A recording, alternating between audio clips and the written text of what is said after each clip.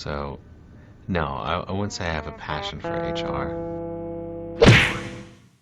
Welcome back to Human Resources for the People. It's a human capital revolution. Today we're going to be talking about hiring someone in Bermuda. Of course, Bermuda is an island off the coast of the United States. It's a small island, formerly British, but beautiful, as you will see in the background.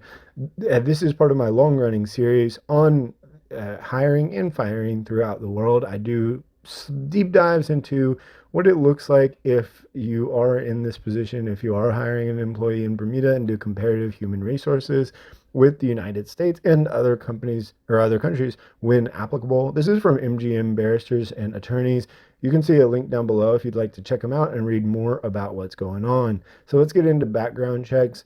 There aren't any real limits on background checks, somewhat like the United States. Of course, the United States is very state dependent. It is completely dependent on where in the United States you are doing the background check. But I say it's similar because it matters whether or not it's going to be for a discriminatory purpose. The information given by the third party, that's appears to be the most important thing here with hiring in Bermuda. And so in many ways, this is similar to the United States in that you also can't do it for a discriminatory purpose. Same thing with medical exams. There's no rules against medical exams in Bermuda, but if there's a requirement that is not reasonably related to the job, it could be grounds for the dismissal or for discrimination as based on disability.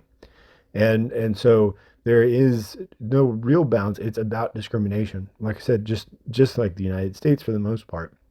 No limits also on drug and alcohol. And so Bermuda does not suffer from the typical colonial attitudes that where they inherit quite a bit from the colonizer. It's an internally self-governing British overseas territory with a parliamentary government. Under its 1968 constitution, the British monarch, represented by the governor, is the head of state in Bermuda. What would not be consistent with American law is Section 6(9) of the Human Rights Act of 1981, which allows employers to show preference in the hiring of Bermudians. It only applies to hiring, but that's not allowed in the United States. If you're, for example, a permanent resident in the United States, you need to be treated the same as a citizen, presuming there's no national security matters or anything of that nature. Next up is the written employment contract. I think it's the second longest requirements for a written employment contract. It's a little bit extensive, but reads very much like an employment offer in the United States, which are absolutely not contracts, of course. What I think I find the most interesting of this list, and I've kind of cut it off and left only part of it, so read the link if you want to read more about it, but is it includes the existence of the employer's written policy against bullying and sexual harassment in the workplace and how the policy can be accessed. I find that to be very unique to Bermuda, a little bit strange. It's great. It's great to put that policy up front, but in an employment contract seems interesting. Next up is the probationary period permitted by law. 6 months. 6 months is pretty long for countries that do have a probationary period. They are a maximum of 6 months, and they can extend it up for another 3 months. Of course, the United States has no probationary period permitted by law. That isn't a function of the United States, but the Employment Act of 2000 does govern that and does put a limit of 6 months.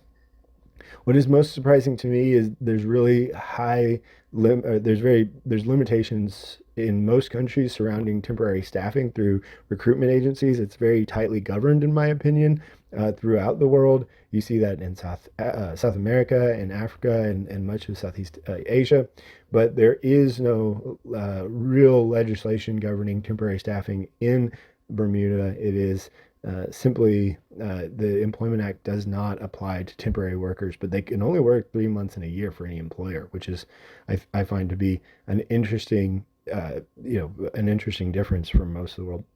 Let me know what you think in the comments down below.